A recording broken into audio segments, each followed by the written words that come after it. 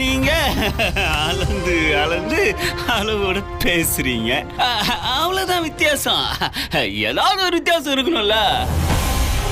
சரி, இங்கே வெயிட் பண்ணு. உன் பாட்டிக்கிட்ட பேசிட்டு போயிடு. சரி சார். சார் ஒன்றும் இல்லை சார், பாட்டி தானா வரமாட்டாங்க, யாராவது சொல்லணும். வசு என் சொல்லலாம், ஆனால் இதெல்லாம் சொல்ல மாட்டா. நீங்கள் பாட்டிக்கிட்ட சொல்லி கொஞ்சம் வர சொன்னீங்கன்னா, இல்லை நான் போட்டுமா சார்? வேண்டாம், இங்கே நில்லு. உன் பாட்டிக்கிட்ட போய் நான் வர சொல்கிறேன். சரிங்க சார். உன் பேர் என்ன சொன்ன? ஜோதிமணி. ஆமாம் சார்.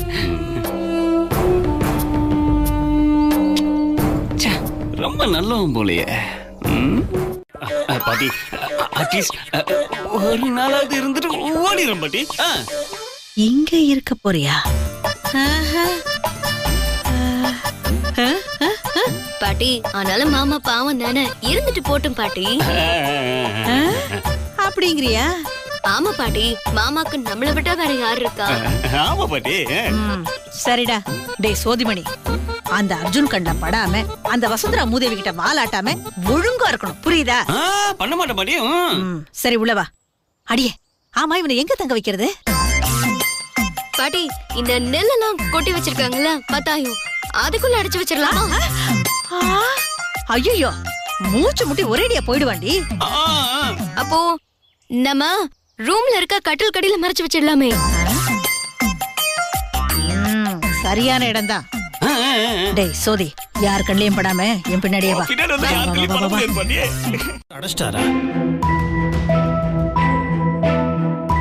பொது பாதையாச்சு, அதாவது எப்படி அடைச்சாரு? அதான் சிக்கலே. ஊருக்கு அந்த பக்கம் இருக்கிற இடம் கனகாம்பரத்துக்கு சொந்தமான இடம். ரோடு அந்த பக்கம் போறதுனால ஊர் மக்கள் பயன்பாட்டுக்காக விட்டுருந்தாங்க. நாமளும் எதையும் எழுதி வாங்காம விட்டுட்டோம். அந்த தேவராஜ் இந்த விஷயத்த மோப்பம் முடிச்சு கண்டுபிடிச்சிருக்காங்கயா. கரெக்டா அந்த இடத்தையே வாங்கி வேலி போட்டான். ஐயா, நம்ம பிள்ளைகளை பள்ளிக்கூடம் கூட்டு போனோம்னா கூட இப்ப 8-9 கிலோமீட்டர் சுத்திட்டு கூட்டு போனோங்கய்யா. என்ன பண்றதுன்னே புரியல தம்பி. அதான் ஒரே பதட்டமா உன்னை தேடி வந்தோம். ஊரு பிரச்சனை, பொது பிரச்சனை, வீட்டுக்குள்ள உட்காந்து பேச முடியாது. பஞ்சாயத்து கூட்டி அவர் வர சொல்லுங்க. பஞ்சாயத்து கூப்பிட்டா அவர் வருவாருங்களா ஐயா? வந்துதான் ஆகணும். ஓட்டு கேட்கும் போது வந்தார் இல்லையா, இப்ப பிரச்சனைனா அவர் வரணும். வரட்டும். அப்படி அவர் வரலன்னா அவரு வீட்டுக்கு நாம போவோம். நாங்க படூர்ல இருந்து பேசுறோம். சொல்லுங்க.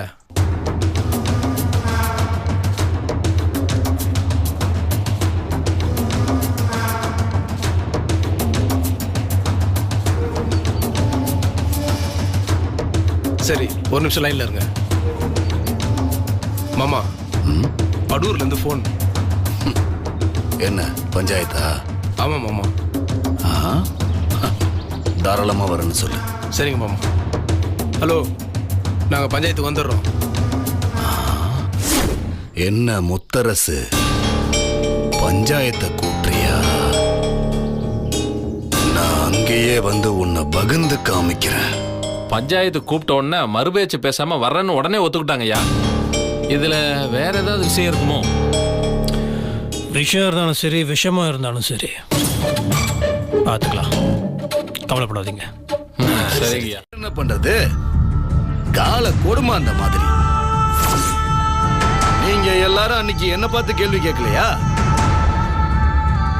அன்னைக்கு நீங்க எல்லாரும் சொன்ன மாதிரி நான் உங்ககிட்ட மன்னிப்பு கேட்கலையா? அது இருக்கட்டும். இப்போ எலெக்ஷன் வரப்போகுது. அந்த எலெக்ஷன்ல நாங்கெல்லாம் சேர்ந்து ஓட்டு போடலன்னா உங்க கட்சி வந்துருமா?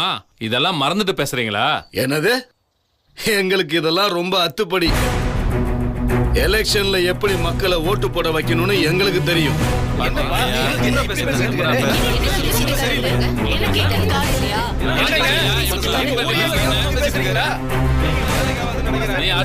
ஜெயிக்கவே முடியாதியா?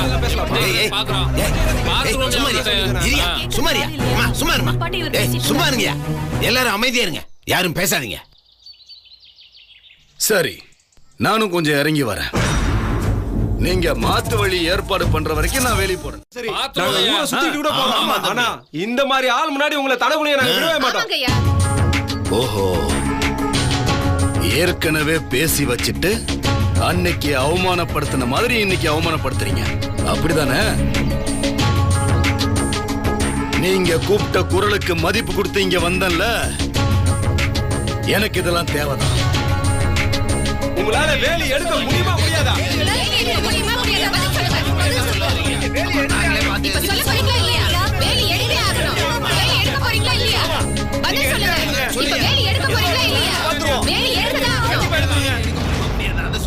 எடுக்கவே முடியாது. உங்களால ஆனதை பாத்துக்கங்க.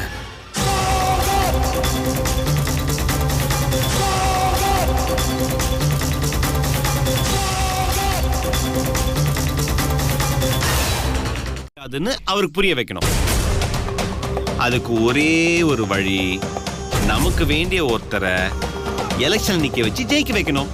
புரியுது தம்பி. அப்ப கண்டிப்பா நம்ம ஊரை சேர்ந்த ஒருத்தர் தான் எலெக்ஷன்ல நிக்கணும்.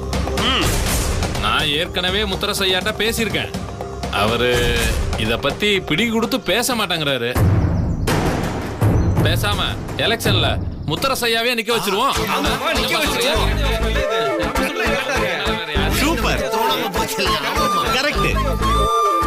முத்தரசன் சார் ஜெயிச்சா இந்த ஊர் பொதுமக்கள் யாரையுமே விட்டு கொடுக்க மாட்டாரு. எல்லாருக்குமே நல்லது நடக்கும், ஊருக்கும் நல்லது நடக்கும். அப்போ நாளைக்கே இந்த விஷயத்தை தம்பிகிட்ட பேசிடுவோம். எதுக்கு நாளைக்கு? நல்ல விஷயம் இன்னைக்கே பேசலாம். வாங்க போலாம்.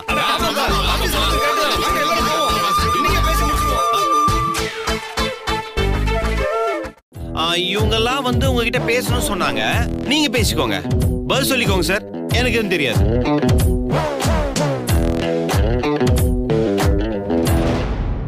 என்ன இது? ஏதோ நடக்குது. இந்த அர்ஜுன் ஏதோ வளர்றானே. தெரியலையே ஸ்வேதா, இது என்ன புது கதையா இருக்கு? சரி வாங்க அத்தை, போய் பாப்போம்.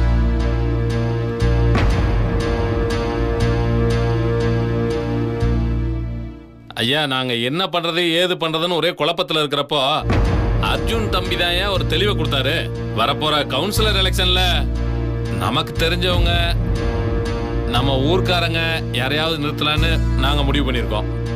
நம்ம ஊரை சேர்ந்தவங்கன்னா யாரு? நாங்க யார முடிவு பண்ணிருக்கோம்னா அது நீங்க தான்.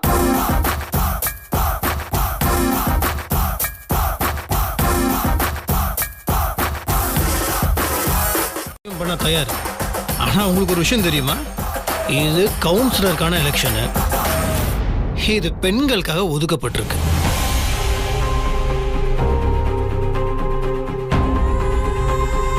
அப்படின்னா பெண்கள் தான் நிக்கணும்.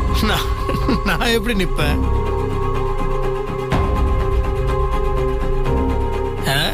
இந்த விஷயம் உங்களுக்கு தெரியாதுன்னு நினைக்கிறேன்.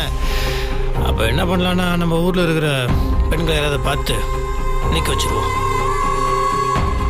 வரவங்க நம்மளுக்கு நல்லது பண்ணணும், அவ்வளவுதான். ஒவ்வொரு தடவையும் நம்ம நம்பிக்கையோட தான் நிப்பாட்டுறோம், கடைசியில துரோகம் பண்ணிடுறாங்களே. வெளியால் யாரையும் நம்ப முடியாதுங்க. பதவின்னு வந்ததும் மனசு மாறிடுறாங்க, கையை நீட்டிடுறாங்க ஐயா.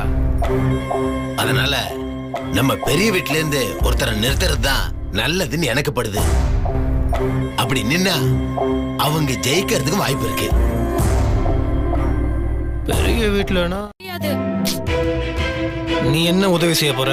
நிக்கிறவங்களுக்கு சேர போட்டு உட்கார வைக்க போறியா?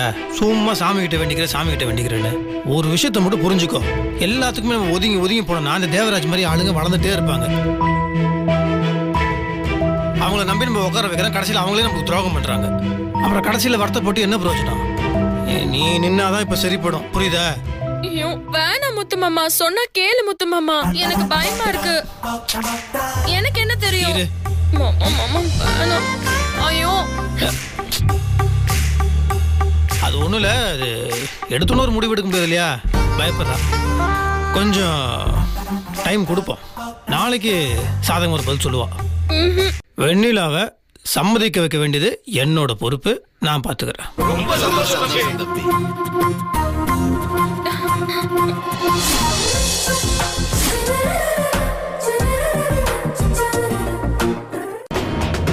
மட்டும் எலெக்ஷன்ல நின்னு கவுன்சிலர் ஆயிட்டா அதுக்கப்புறம் அவ முன்னாடி நாம எல்லாரும் தலை குடிஞ்சு நிக்கணும். நாம அதுக்கு இடமே கொடுத்துட கூடாது. நான் இப்ப உடனடியா அந்த தேவராஜனை போய் பார்த்துட்டு வரேன் அத்தை. என்ன சொல்ற? போன தடவை நான் மாமாவுக்கு ஆதரவான ஆளுன்னு நம்ப வச்சுட்டு வந்திருக்கேன். அப்படி இல்ல நான் உனக்கு நட்பான ஆளுன்னு இப்ப போய் புரிய வைக்க போறேன். இதையும் விட்டா அதுக்கப்புறம் வேற வழியே இல்லாம போயிடும். இல்ல ஸ்வேதா, அந்த ஆளு வேற ஏதோ எடக்கு முடக்கா பேசுவார்னு சொல்லியிருந்தியே. என்ன எடக்கு முடுக்கா பேசினாலும் நான் சொல்றதுல இருக்கிற உண்மை அவரை யோசிக்க வைக்கும். பாப்போம், கண்டிப்பா நான் நினைக்கிறது நடக்கும்னு நினைக்கிறேன். நான் வரேன் அத்தை.